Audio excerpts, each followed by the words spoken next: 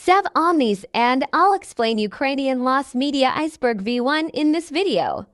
For newbies in this theme, icebergs as the format has different kinds of facts. Most popular on top of the picture, however, less popular facts are located at the bottom of the same picture. Icebergs as the format has different kinds of facts, most popular on top of the picture. However, less popular facts are located at the bottom of the same picture. I decided to write original names for some music bands, movies, games, videos, TV shows, cartoons, and some moments to preserve the original names. I wouldn't be surprised if the Ukrainian diaspora in Canada would watch this video, so let's go. The Mельниченко tapes. The Mельниченко tapes, also known as cassette scandal, refer to a collection of secret audio recordings allegedly made by Mykola Mельниченко, a former bodyguard of Ukrainian President Leonid Kuchma around 2000. These tapes, recorded in the president's office, were central to a major political scandal, exposing corruption, abuse of power, and the alleged involvement of Kuchma in journalist Georgy Gongadze's murder. Here is a fragment so that you can understand the recording quality. Добрий день. Мені казали, що по українській правді чому. After these recordings were made public, there was a political scandal. While widely discussed, there are claims of unreleased segments or altered sections of the recordings, adding to their mystique as potential Ukrainian lost media. If fully uncovered, these tapes could provide a deeper understanding of a tumultuous era in Ukraine's history. I remember those tapes that are mentioned in the history of Ukraine for Ukrainian schools. Status, found. Skryabin, Feel the Pain 1989. Skryabin, Feel the Pain 1989 is a rumored early track by the legendary Ukrainian band Skryabin, which emerged as pioneers of Ukrainian rock and electronic music. The song is said to have been recorded during the band's formative years, blending raw, dark lyrics with post-punk influences reflective of late Soviet-era youth disillusionment. While Skryabin's early demos and live performances from the 80s remain poorly documented, fans speculate that Feel the Pain might be a lost gem or even a mistranslation of an early Ukrainian language song title. Despite its absence from archives, it fuels intrigue among Skryabin enthusiasts who hope one day it will resurface as part of Ukraine's underground music history. Status, partly found. Ось така у нас малята. Evening Tale with Grandpa Panas is a beloved yet partially forgotten Ukrainian children's TV program that aired in the late Soviet period and early independence era. Hosted by the warm and gentle Grandpa Panas, the show featured him telling folk tales, reading classic Ukrainian stories, and engaging young viewers with moral lessons steeped in national tradition. Though the program holds nostalgic value for many, much of its recorded material is considered lost media. Many episodes were aired live or stored on outdated formats that were never digitized, making it difficult to find full episodes today. Fans continued to search for these lost treasures, helping to revive the comforting voice of Grandpa Panas for future generations. Status, partly found. Казка про солом'яного бичка. Tale of the Straw Bull is a purported early animated film produced by VUFKU All-Ukrainian Photo Cinema Administration, a pioneering film studio in Soviet Ukraine. Based on the beloved Ukrainian folktale about a clever straw bull used to outwit thieves, this animated short would have been one of the earliest attempts at bringing traditional Ukrainian storytelling to life on screen. If it truly existed, this film would have showcased VUFKU's innovative spirit during the 1920s, a golden age for Ukrainian cinema, blending folk themes with cutting-edge techniques. However, like much of VUFKU's work, it may have been lost due to the Soviet regime's censorship, wars, or lack of preservation. Finding this animated gem would not only reclaim a piece of Ukrainian animation history but also celebrate the studio's trailblazing legacy. Status, fully lost. It could probably be advertised in the magazine kinetized in VUFKU. Judging by the current situation in Kharkiv, It is understandable that it will be more difficult to search the archives. I will leave a link to the article in the description for this video. Status: fully lost. Batla. Batla is a mysterious and largely forgotten Ukrainian video game rumored to have been developed in the late 1990s or early 2000s. Its title, potentially derived from the Ukrainian word battle, hints at a competitive or action-oriented gameplay style, possibly influenced by the rise of first-person shooters or strategy games of the era. Legends surrounding Batla describe it as an ambitious project by a small, independent team of Ukrainian developers who sought to blend Slavic mythology, military themes, or local history into an engaging gaming experience. Due to the limited distribution channels and resources at the time, the game failed to gain widespread attention and eventually faded into obscurity. Collectors and gaming enthusiasts occasionally reference fragments of its existence, such as promotional art, an incomplete demo, or mentions in old forums, fueling the mystery of whether Batla was ever fully developed or remains another piece of Ukrainian lost media. Status: fully lost. Мурзилка в Африці. Murзилка in Africa is a rumored Ukrainian animated film created during the early Soviet era. The film reportedly featured Murзилка, a beloved Soviet magazine mascot, an anthropomorphic yellow character often depicted as a curious and adventurous traveler. In this story, Murзилка supposedly ventures to Africa, embarking on whimsical adventures and meeting exotic creatures, reflecting a mix of Soviet ideology and fascination with distant lands. If the animation existed, it would have been a pioneering work in Ukrainian animation, potentially produced by the UFKU or an affiliated studio. However, the film might have been lost due to the fragile nature of early film reels, wartime destruction, or poor archival practices. Finding Murзилка via FICE would uncover a forgotten chapter of Ukrainian animation and offer insight into how Soviet cultural icons were adapted for young audiences, blending education and entertainment in a unique, early cinematic style.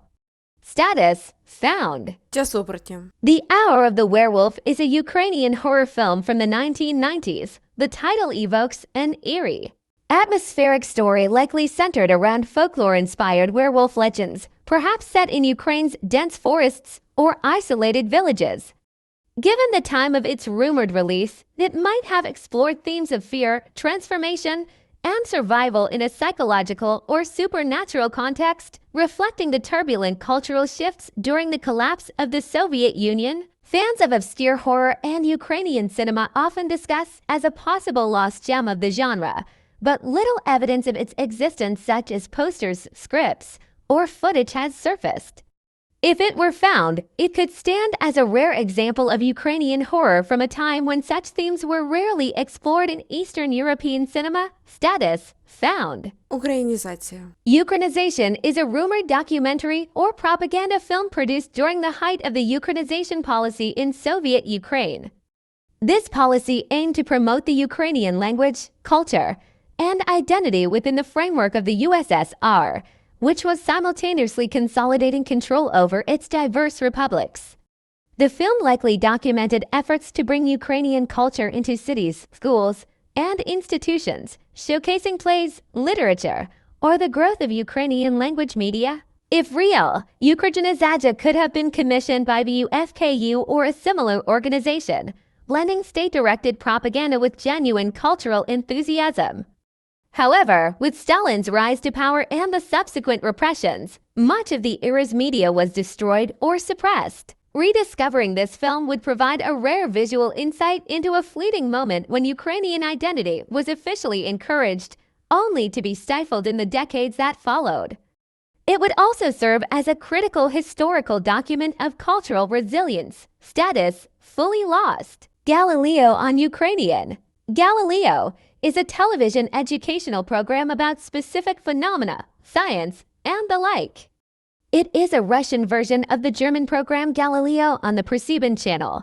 Here on the topic of Ukrainian lost media, I was looking for information. It turned out that this program was translated into Ukrainian and broadcast on ICTV. It is unsurprising because of what happened with Ukrainian show business and because Russian was at the same level in the 2000s.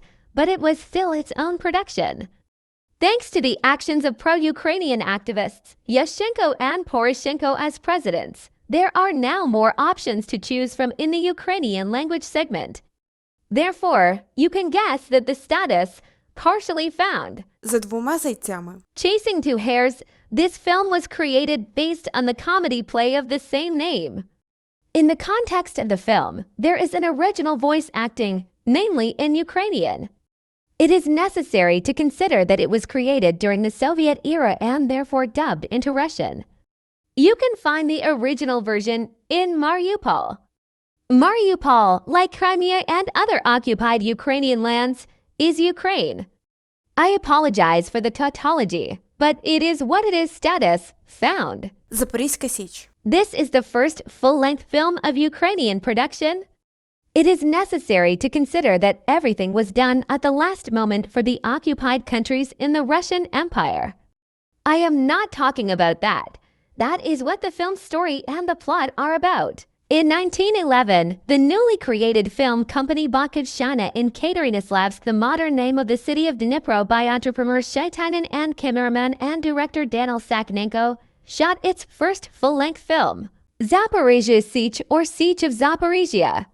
From the plot, you can see that the film told about the heroic past of the Zaporizhia Sich in the 17th century.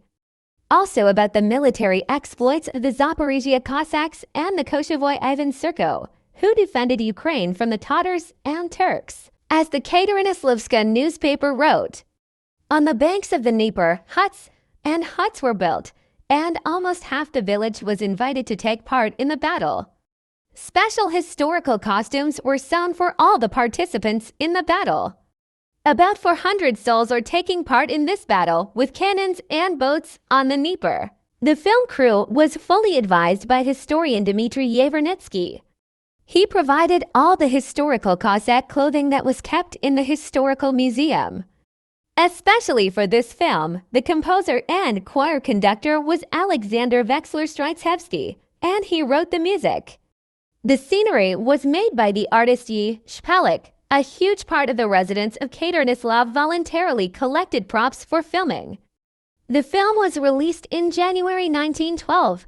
Status fully lost. The Bela's trial Kiev blood libel, Vď'ra Čebырякъ. I warn you, this film is not for children, pregnant women, or particularly impressionable people. The Bela's trial, also known under such titles as Vď'ra Čebырякъ, or Blood Libel, The Truth About the Bela's Case. Blood Libel is a partially preserved biographical drama released in 1917 by the Svetadin Film Studio Kiev and directed by Nikolai Breshko-Breshkovsky. The film is based on the trial of Menahem Mendel Belis for the ritual murder of 12-year-old Andrei Yashinsky, a preparatory class student at the Kiev Sophia Theological School, committed on March 12, 1911.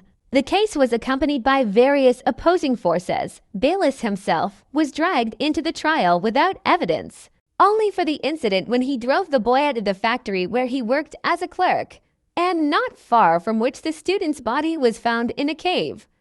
It is believed that the real killers were Vď'ra Čebырякъ and her two unknown accomplices. Status partly lost. Voplі Відоплясова, Zakustika. Although I'm not a fan of theirs, this is their second album. You can listen to it on streaming services. Status found. The Adventures of Captain Vruнгеля. This is an animated series by book with the same name. Status unreleased. Вечірнiй Мультик. Evening Cartoon is a partially found footage children's TV show that aired on the Ukrainian TV channel TET in 2006-2008. This show was about a cat named Vicardis, who tells stories and fairy tales for children. It was created in 3D and each episode lasted 30 minutes. I don't remember it because I was too young, namely from a few months to 3 years old. It is not known exactly where the search began. It is clear that it all started in August 2020. YouTube user Kyrilo Dudnik published a video where he is looking for various but interesting vintage recordings, mostly from Ukrainian television, evening cartoon including. It is necessary to take into account that this is a time of pandemic. I remember some moments from school and how I began to be interested in icebergs and lost media. Although until September 15, 2021, no one was looking for this program. Until Galileo himself posted a recording of the TET broadcast for 2008, which included one of the episodes of Evening Cartoon. This find was recorded in camera format, and since the author of this video does not yet have all the episodes, since these are recordings from VHS cassettes, I understood this from his video called In Process. What I understood from the archive screenshot of the site is that the program contains selections of cartoons for children that were made between 2006 and 2008. From December 12 to 14, 2021, it was Carol who digitized the broadcast recording for April 19, 2008. There was also an episode for April 25, 2008. But on October 2, 2022, Zaharp1710 posted it on YouTube. Status, partly found. Lost photo of Taras Shevchenko. When I was searching, I kept thinking about this frame from the film about Taras Shevchenko or this photo. Although from real photos, a posthumous portrait, and his self-portraits, one can understand that he eventually decided to grow a mustache. This moment can be found on 100 hryvnias of different years. Status, non-existed. Silver orange. Guys, this is a TV show for kids. All links are in the description for this video. Status, partly found. Skryabin, Technophyte 93. This is an album by Skryabin. Technophyte is the third album by the group Skryabin. Released in 1993, the album was not officially released, and all this was due to the collapse of the production agency Rostislav Shah. If you know what state Ukraine was in the 90s, then the sound quality of the music itself was impressive, namely from an unusual electronic alternative to a new romance with philosophical meanings in the text. The album itself was recorded in a professional studio and at its own expense. Therefore, the sound quality stands out very much. The duration of the record is more than 90 minutes, which was a completely non-standard decision for those years.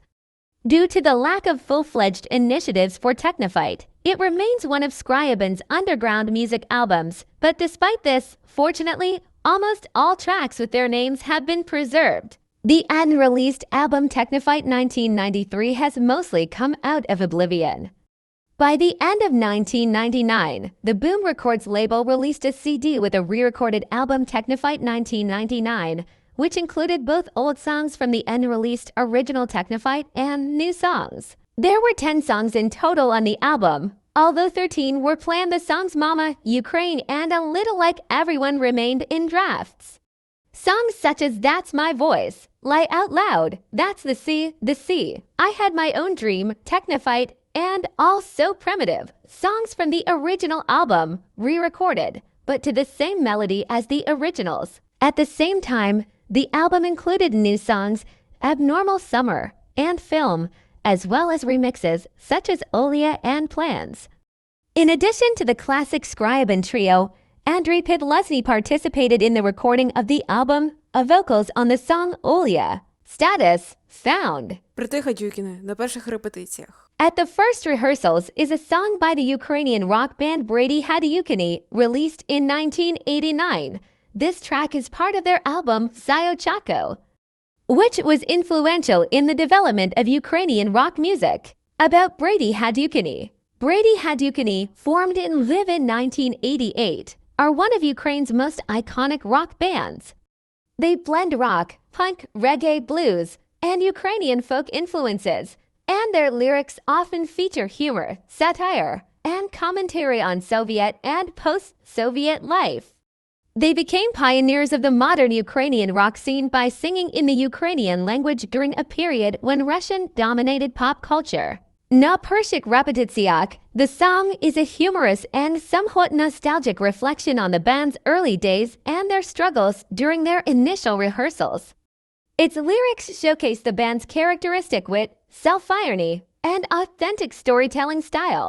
Key themes: the struggles of a young band. The lyrics talk about the humble beginnings of the band, highlighting the awkwardness, enthusiasm, and chaos of their early rehearsals. Satire and realism. Like many of their songs, it pokes fun at the realities of Soviet life and the challenges of being musicians in that era, such as limited access to good equipment and rehearsal spaces.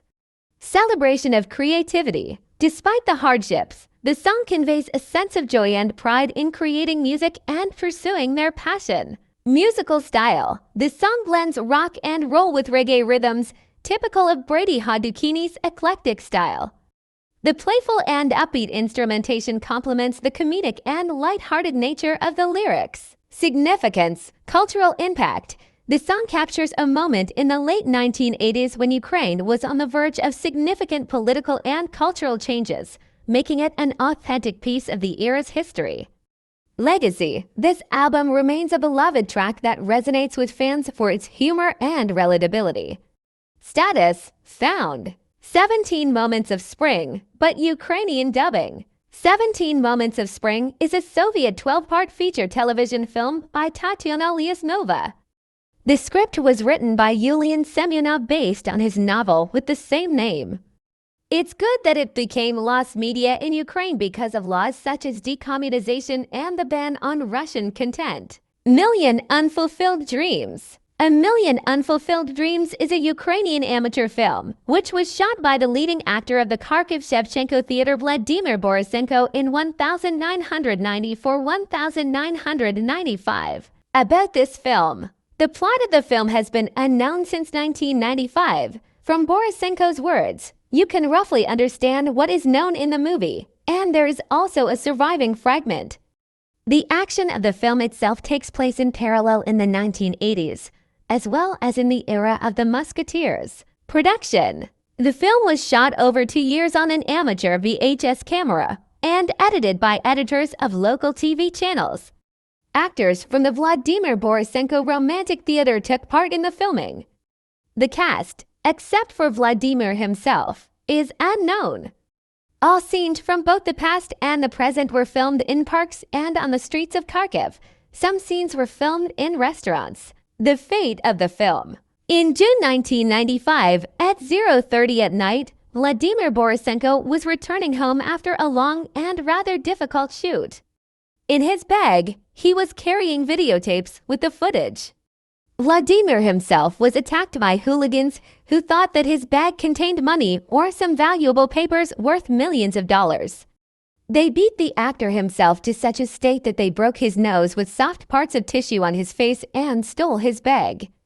Unfortunately, these were the only copies of the film. Only fragments used in news programs, as well as shots from which the film project was edited, have survived from the film.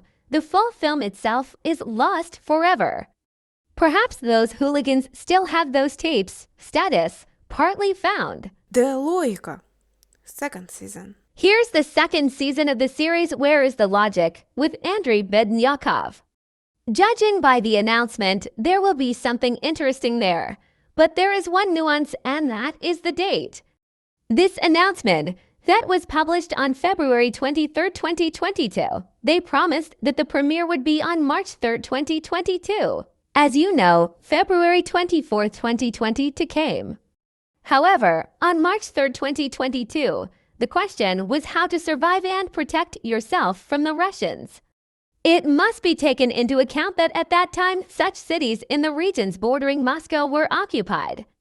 In principle, the war in Ukraine also began on March 3, 2022, and although, as at the time of writing the script and editing, Ediny Noviny is present. Now there is a question about me. Why do I remember perfectly and even in detail what I did on February 23, 2022, rather than how I accidentally found a friend in Egypt? Status, fully lost. Sadness We Game. Sadness is a cancelled survival horror game developed by Nibris for the Wii and was one of the earliest titles announced for the system.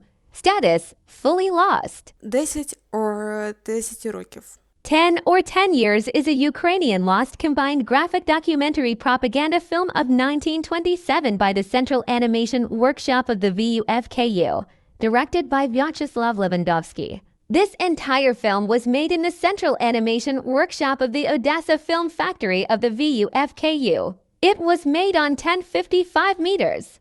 All the dry statistics of the Soviet state plan on the screen for the Ukrainian audience, which is transformed into moving images. And the era of military communism is replaced by the era of peaceful construction. Status fully lost. Совість. Conscience is a 1968 Ukrainian film. I will write about my first impressions of the film and a possible retelling of the plot. I think it was designed for one of the educational projects for students from the Kiev State Institute of Theater Arts named after Karpenko-Kerry. Now it is Ivan Karpenko-Kerry KNUKTKIT. All this was shot at the Alexander Davzenko Film Studio. It is better to prepare for the fact that this film will be in black and white. All because there was probably a shortage of color film. This film is about historical events, situations, and moments associated with the Nazi and communist regimes. I understand that this topic can cause emotions, so I want to say that you need to understand the context of the plot. Now about the plot. I can say that everything takes place during the Second World War, exactly in that part of Ukraine that was under the Third Reich. The man Vasil and an unnamed woman, I will call her Kailina so that it is clear who she is, wake up in the morning in the same bed. Kailina gets dressed and goes to the policeman, who is sitting on a harness for two, to pick her up because she works in his department as a translator. Since I also did not find a name in the plot, let him be Fabian. Vasil wakes up and realizes that she is not in the house. He decided to look out the window. He realized that Kailina decided to go with that policeman. He decided to watch them with them. Then Kailina and the same policeman with whom she went managed to discuss the details of the crime. This is while that policeman was eating pears from the trees. In the meantime, Vasil simply followed them. It is not clear what the distance was for him to get there with a speed similar to that of a horse. Still, Vasil climbed the tree to stalk Kailina, mostly. Then in the same scene, the couple decided to eat pears to the fullest. Meanwhile, Vasil didn't care about their emotions because he was making his revenge plan. Meanwhile, when Kailina and Fabian were eating pears, they heard the sounds of gunshots. Vasil decided to make a true crime story there, but it turned out that he missed it. In principle, they hid in the grass and survived, but were shocked by the fact that someone was shooting. Later, Vasil and his friend ride along the road on bicycles. They are stopped by a car, from which the commandant gets out and notices one of them has a revolver. A fight begins. Vasil grapples with the commandant while the other man removes the safety from the machine gun. He kills the commandant, but Vasil is wounded, and the rest of the Germans flee. The comrade drags the wounded man through the fields for a long time. At one point, a peasant gives them a lift in a cart. Near one of the houses, where a woman with 2 children lives, the men stop, and the woman helps wash the wounds of the wounded man. Later, another woman, the wife of a policeman, comes to the house. 2 women and 2 men sit at the table. At night, the men leave, and near the river, they kill 2 policemen who recognize them. In the morning, the Germans gather all the inhabitants of the village in the square and demand to identify the bicycle and other belongings of the killers of the commandant. 2 partisans watch this from the bushes. No one names, and several villagers are shot, threatening to shoot the rest the next morning. At night, Vasil tells his comrade to find and bring other partisans, but when the comrade tries to pass under the bridge, the Germans kill him. The wounded man goes into several houses. In the hut of the peasant woman, where they were during the day, he finds the landlady looking motionless at the stove, where only her son is sleeping. Her daughter was shot in the morning. His corpse lies in the room of her neighbor, Fabian's wife. She tells the partisan that 100 people will be shot tomorrow because of him. Vasil goes to the translator's house and says goodbye to her. In the morning, after hesitation, he goes to the commandant's office and surrenders to save the villagers. There he is interrogated, but the German who is conducting the interrogation does not believe him and thinks that he is seeking death. All the inhabitants are gathered near a ravine and shot. The translator begins to cry and scream, and she is also shot. Vasil is the last to be killed. When the Germans leave, a boy gets out from under the pile of bodies and runs away. After some time, he is sitting against the backdrop of a waterfall, and flocks of birds are flying in the sky. A little about my impressions. As for me, the film's title itself was quite strange, but it slightly hints at my work on the Holodomor of the 1930s. In this regard, I had in mind the darkness of the plot. I was surprised by the following points. Sailor Moon Ukrainian dub. Yes, this is Sailor Moon, but the official Ukrainian voice acting has been shared, but there is an unofficial voice acting. Status, the official dub is fully lost. Таємниці Святого Юра. The Secrets of St. George is a Ukrainian Soviet anti-religious feature film directed by Valery Pidpally, released at the Vhd'ra Film Studio, and premiered on December 6, 1982. The film is based on real historical facts of the First World War. The entire action takes place in Galicia. Metropolitan of the Ukrainian Greek Catholic Church Andrei, who seeks freedom for the Ukrainian people, mentors the young horn man of the Austrian army Roman and entrusts him with the protection of the Metropolitan's archives in the Cathedral of St. George. But Roman, having become acquainted with the content of some of the materials, is going to make secret documents public. Status, fully lost. Катрусин Кінозал. Катрусин Cinema Hall is a forgotten children's TV history. The name suggests a cozy and whimsical atmosphere where Katrusia, a diminutive of Katerina, might have been the host or central character, guiding young viewers through a mix of animated shorts, fairy tales, or educational films. Unfortunately, due to limited archiving practices, much of its content might have been lost, leaving only scattered memories or mentions from those who grew up with it. Rediscovering episodes of Katrusin Cinema Hall would be like opening a time capsule of childhood innocence and cultural pride. Judging by the words of fans of Katrusino Kinozala, we can understand some facts. The first is that it was on weekends and in the evening. The second is that there were fairy tales and cartoons. Status, photos are found, but episodes are fully lost. Maybe someone has an episode and can share it in the comments. Duke Nukem, endangered species. This is one of the first Ukrainian first-person shooters. Action Forums was founded by art director Yaroslav Kravchenko, lead programmer Oleg Slusar, executive director Igor Karev, and deputy director Denis Vereshchagin. Kravchenko and Slusar had been addicted to the game Doom and wanted to develop a similar game.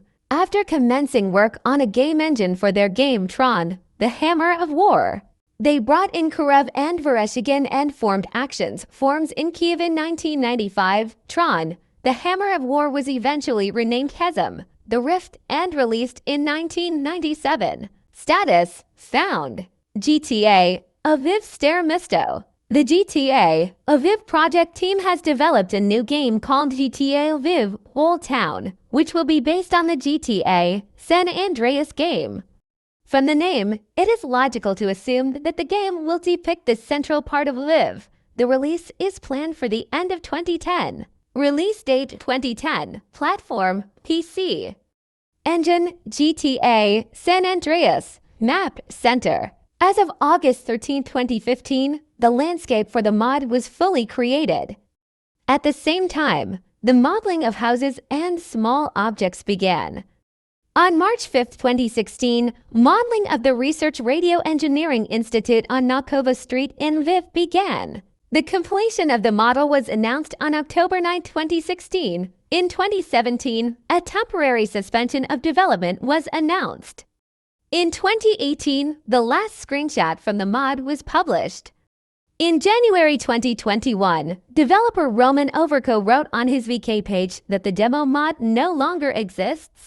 Because of this, the modification can be considered lost forever. Status, fully lost. Борислав сміється. Borislav Laughs or Wax Kings is a Ukrainian film that was made at the first film factory of the VUFKU in Odessa. Just about the plot from the official website of the Ukrainian Union of Ukrainian Artists. In the 1870s, in Galicia, near the city of Borislav, a deposit of earth wax was found, one of the products of wool refining. Poor people flocked to Borislav to work. The owners set a meager, beggarly wage for work. The workers go on strike. Through mercenaries, the owners steal the workers' cash register, with the help of which the strikers support themselves financially. In response to the theft of the cash register, the workers set fire to the enterprise. A film adaptation of the unfinished novel of the same name by Ivan Franko, 1882. The film premiered on December 16, 1927 in Kiev and the 11th of July 1930 in Moscow. Unfortunately, the film itself has not survived, but there are several frames in this video. Status: fully lost. Оберіг. Оберіг is a feature film in the genre of mystical drama.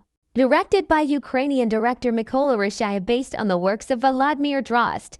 It was shot in the Ukrainian SSR. The premiere took place in 1991, although the independence of Ukraine was restored that same year. Plot: two brothers from a distant village in Polisia decide to move to Kiev to find a better fate for themselves. But if one of them immediately dives into the maelstrom of all possible life events, the other must remain somewhere on the sidelines. When one of the main characters dies as a result of mysterious events, his affairs are transferred to the second. However, all hopes of reaching high peaks and success for the second man are completely dashed because he gradually begins to turn into a ghoul. History of the creation of this film. The film is directed by Ukrainian Mykola Rashayev. By the way, this is his last film in his career, who was born in Kiev. His previous works gravitated more towards the genre of comedy and tragedy, but the charm was created precisely as a horror film, where the viewer was also awaited by the irony of the absurd and social background. As I noted earlier about the restoration of independence of Ukraine on August 24, 1991, this film also had every possible chance of gaining cult status in cinema in Ukraine. Everyone hinted at this with an interesting plot and a bright and, in a sense, charismatic main character, but also criticism of the society of that time and the eternal theme of the confrontation between the city and the countryside. This film also became a parable about a little man who loses not only his roots, but also himself. Although it is somewhat similar to The Nose by Gogol, Obelix stands out among other Ukrainian films from the 90s in that it became a mirror of the era. After all, the events of the film unfold against the backdrop of the transition of the Soviet mentality to the new turbulent 90s and how Ukraine was restored after the Soviet Union. A lot of time and finances were spent on the creation of the film Obelix. The latter factor played a particularly negative role because the project was stopped several times. However, it should be understood that this was the end of the 80s, the beginning of the 90s. This was until someone else started financing it. For example, the first half hour of his horror film Mykola Rashayev was shot with money from the Moscow company Nerve. Then the financing stopped until the director was helped by the TPO Kada. By the way, it is worth noting that such situations in the 90s were commonplace. Then the so-called cooperative cinema progressed, when projects were financed by several studios or companies at once. The fate of the film. With the end of the production hell itself, and through which Obelix itself went, no one wanted to release the film in wide distribution. Neither producers nor cinemas were interested in distributing the film. This is even though the plot is quite interesting. Therefore, the brainchild of Mykola Rashayev was shown in several Ukrainian film clubs and on the UT1 TV channel at night. As a result, one of the most unusual and original Ukrainian films of the 90s was left without its fans. This is even though the idea and plot are quite interesting. 30 years later, the situation has changed a little for the better and people started talking about this film. On July 7, 2021, Mykola Rashayev personally held a screening of his film Obelix on the 6th floor of the Alexander Davzenko National Center. In the same year, on October 10th, the film was shown at the Old School Film Club. And a year later, after the death of Mykola Rashayev, on July 8, 2022, the Ukrainian Cinema Kino 42, together with the Davzenko Center, showed the film as part of the film cycle of rare Ukrainian cinema strange, bizarre, fantastic. And already on September 16, 2022, Oberg managed to be shown at the Second International Short Film Festival 43 in Ivano-Frankivsk and on October 5, 2022, at the Worm Film Festival in Rotterdam. Currently, one of the copies of the film is kept by the Kiev National Center of Oleksandr Davzenko, although I have not seen this film. This is provided that I had the opportunity to go on an excursion to the Davzenko Center. Status, partly found. Людина і мавпа. Man and the Ape is a popular science film that was shot at the Kiev Film Factory, Ukraine film, and premiered in 1930. This picture looks like some kind of meme, but it looks like an animated part of the film.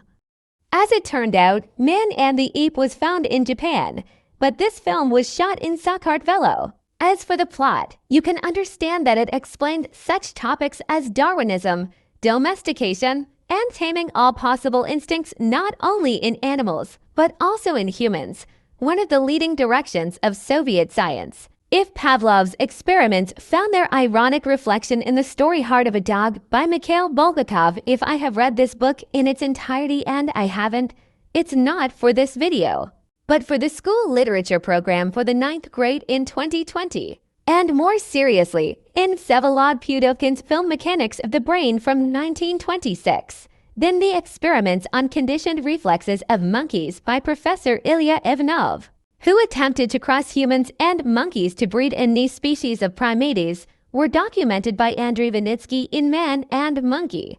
Only after more than 30 years would Felix Sobolev return to this topic in his film The Language of Animals, and the studio by that time would already be called Kiev Nakfilm. Although I left an article about this film in the description of this video, status, found. Presidential teledebates of 1994. These were the first presidential TV debates in Ukraine in 1994. They were held between Kravchuk and Kuchma. According to the requirements of the Election Commission, they had to be held on one of the state TV channels of Ukraine, and at the same time, a state-owned one. It turned out that Kuchma won after the second round of voting. Status, partly found. The Adventures of the White Goat, but Russian dub. The Adventures of the White Goat is an animated feature film co-produced by Ukraine Boris Finesse and France Mathers based on the fairy tale by Alphonse Daudet. Description. It all starts with a celebration at Monsieur Seguin's farm. All the inhabitants are preparing to meet their new friend Blanket, who is a little white goat. But the curious goat cannot sit still in the same place on the farm. She dreams of frolicking in the Alpine mountains, where an evil wolf lies in wait for her. She runs to the Alps, where she meets Morit, a cute little lamb with whom she will have to go through incredible adventures. Search, we need to know why there was banning everything Russian in Ukraine. The search for this dubbing of the cartoon began in 2012 when a user named Princess Anna posted a question on Reddit asking for the name of a cartoon she had seen in her childhood. 3 years later, a user named Una Sheffield was looking for a similar cartoon on the site. As a result, they found that it had been shown in 2003. Status, fully lost. Nita Sav's graffiti. Taking into account all the national features, the Ukrainian path is almost similar to what happened in other countries of the former socialist camp. Almost similar. It was on the territory of the Ukrainian SSR that the original Kharkiv style emerged, which makes the experience of Ukrainian street art more unique. The father of this direction is Oleg Midasov, an outsider artist, a cult hero, a dark medium, who for 2 decades covered the central streets of Kharkiv with a mysterious code. A little more is known about this man than about Banksy. However, this is not a trade secret. It just happened that way. He was born in 1953 in Karlovy Vary, which is located in the Czech Republic, namely in a nomenclature family. Father, chief engineer. Mother, doctor at the consulate, died in 1999 from tuberculosis in a psychiatric hospital near Kharkiv. He is buried near the same hospital. According to legend, he worked as a teacher of Russian language and literature, and according to his sister, as the director of a butcher shop. Versions regarding the source of his madness also vary, from congenital schizophrenia and divorce to a lost dissertation, on which he worked for 15 years, and attempts to defend justice in the police station. The characteristic features of Midasov's graffiti are laconic block font, dots between words and sentences, density of inscriptions, repetitions, illogical phrases, and spells. Topics 1. Personal patronymic or pseudonym, Midasov. Street. 2. Phrases, century, where, on earth. 3. Soviet ideology, 5-pointed stars, Lenin, communism. 4. Commitment, eat 7 times a day, be careful, be strong, be alert. And steady, and work, where, on earth. 5. Relatives, well, Dr. Mother, well, Dr. Dad. And immediately, the narrowness of the mind will be removed. 6. Sexuality, Mashe, Olya, Katya, treat the cucumber with a cucumber for a cucumber. 7. Military heroics, help, I'm calling fire on myself. They can't take me with my bare hands. Municipal workers periodically painted over his works, but they stubbornly appeared again and again. Witnesses, students of the Kudpramu in the 1970s and 1980s, claimed that sometimes Midasov would enter the classrooms during the break to ask for paint. When he was given it, he would silently disappear. The gloomy laconicism and magical ambiguity of his prophecies confused the residents of the center and excited the fans of avant-garde art. When new inscriptions stopped appearing, it became clear that Ulick was no longer on the earth. To understand the very secret of the personality, artist Pavla Makov, disguised as a potential beer, came to the apartment and filmed its interior. The interior resembled Polina Reiko's hut from hell. All surfaces, including the refrigerator and the remains of furniture, were covered with conceptual phrases and signs that cast a dark shadow. Currently, Makov's video is a self-sufficient art object since the new owners, of course, hurried to get rid of the painting. As of January 2022, only one original graffiti by Midasov has survived. Status, partly found. Lost versions of palimpsest of Stis. The lost version of Vasil Stis's collection Palimpsest is interesting because it is considered one of the examples of the loss of Ukrainian cultural heritage due to Soviet censorship and political repression. Vasil Stis, a dissident poet, created his works under conditions of strict control and persecution. The collection Palimpsest was written by Stis during his imprisonment in the 1970s and 1980s. Some of his works were confiscated during arrests, others were destroyed, and some may have remained unfinished. The name palimpsest alludes to the multi-layered nature of life, memory, and experience, similar to how old texts were erased and new ones written on the same material in the Middle Ages. Lost parts. In particular, due to strict restrictions, many of Stis's manuscripts, which he wrote in prison conditions, were confiscated or disappeared during his stay in the camps. Part of his archives was saved thanks to friends who illegally transferred his works from prison. However, it is known that some of his works that could have been included in the palimpsest were destroyed by the Soviet secret services. Found materials. After the poet's death, his family and associates made a lot of efforts to find and publish what remained. For example, many poems were collected from letters that Stis wrote to his wife Valentina and son Dmitry. All these factors make the palimpsest a special legacy because it not only demonstrates the depth of Stis's work but also testifies to the poet's suffering and struggle to preserve his identity in conditions of repression. Status, partly found. Loto Zabava. Loto Zabava is a popular Ukrainian television game show that has been broadcast on the 1+1 channel for many years.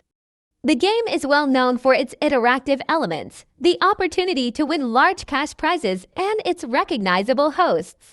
However, the interest in the lost media format may relate to several aspects. Old episodes that have not survived, early episodes of the show, which were broadcast before the widespread introduction of digital archives, may have been lost or remain available only in private archives. Unknown or lost recordings. Some episodes, especially from the period 1999 to 1000, may be lost to public access.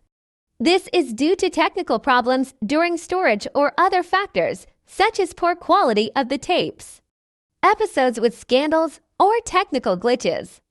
It is possible that episodes that were embarrassing, blunders, or technical glitches could have been cut from the archive list for rebroadcasts, behind-the-scenes footage, or unfinished projects. For example, promo footage, host auditions, or alternative scripts that did not make it to the air could have remained only in the studio archives. Status, partly found. Новий Союз RPG. Новий Союз is a proposed role-playing game RPG that could be of interest to Lost Media if it was announced but never released. If it is a specific game or project, here are possible aspects that could tie Новий Союз to Lost Media.